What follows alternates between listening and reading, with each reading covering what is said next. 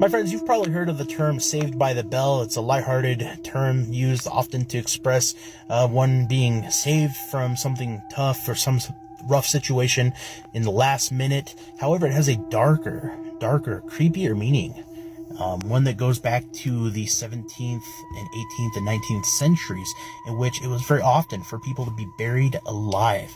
A lot of people back then suffered from an issue known as catalepsy, which led to Catalonia. We know a lot about it now, but back then we didn't so much, and it makes it so you don't move, your muscles don't move, you don't look like you're breathing. And essentially, it's easy to assume that one with this condition has passed on and is no longer with us. Now, this led to many people being buried alive in those day and ages. It's a lot more common problem back then than it is today, although it still happens today.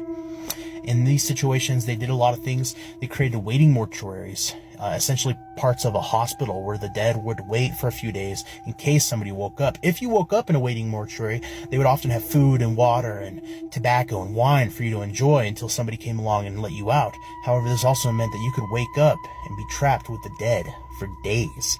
In addition to this, my friend, they would do all sorts of creepy things to try to test if the dead were really dead, like slapping them and cutting them and blowing tobacco in their face, because they thought that tobacco had these magic killing properties back then.